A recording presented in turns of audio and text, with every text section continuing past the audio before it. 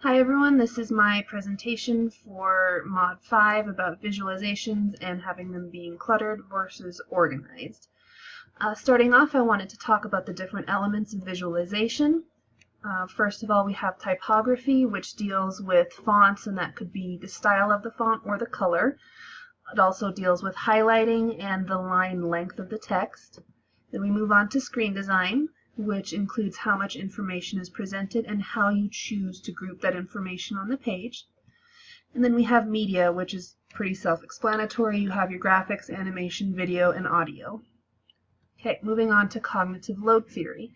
Basically what cognitive load theory is it has to do with how your brain processes information and forms memories.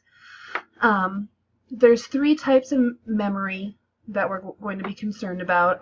First of all, we start with sensory memory. Sensory memory, when you are experiencing something, your brain kind of automatically chooses what it perceives to be the most important information. And those items that it perceives to be the most important make it into your working memory. Working memory is kind of where cognitive load theory really takes place, because as far as your working memory goes, you usually can only hold between 5 and 9 items or chunks of information at a time. So if there's more information than that, your brain simply can't process it.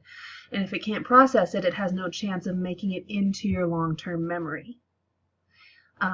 So if we're giving our kids too many bits of information at one time, we're overloading them cognitively and they can't process all of the information.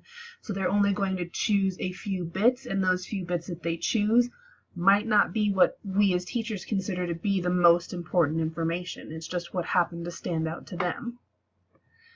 So this next slide is a good example of what not to do when you're making hypermedia presentations for your kids. First of all, there's way too many pictures on this page. And then besides just pictures, I've got GIFs, where if you're anything like me, as soon as something moves on the page, that's where my focus goes, and that's not the most important information on the page, but that's what I'm paying attention to.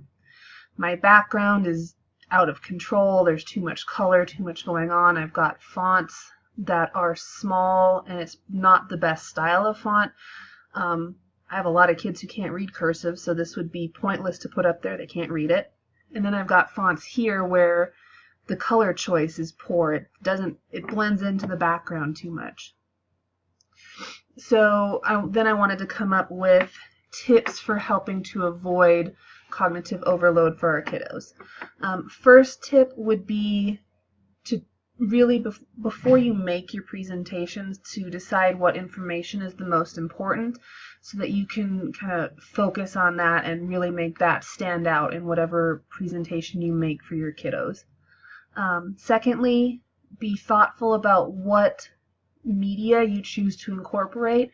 I'm not saying never use a picture. Those are extremely important and they have their place, but make sure that it's there for a reason other than just to be pretty. Also, to go along with that, you need to consider your audience. If you are working with beginners on a topic, you really need to be extremely picky about what you use. This one also is really important for me because 75% to 90% of my kiddos are English language learners, so not only are they trying to learn the content, but they're generally having to translate it between 2 or 3 languages to even process that information.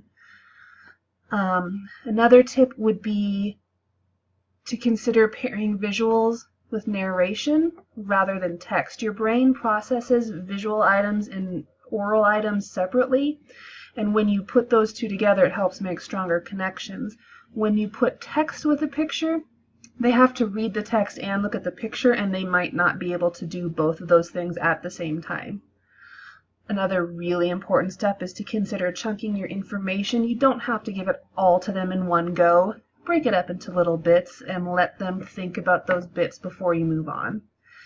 Finally, build in opportunities for think time and discussion that gives them a chance to really help that information sink in and actually make it through the working memory and have a chance of getting into long-term memory.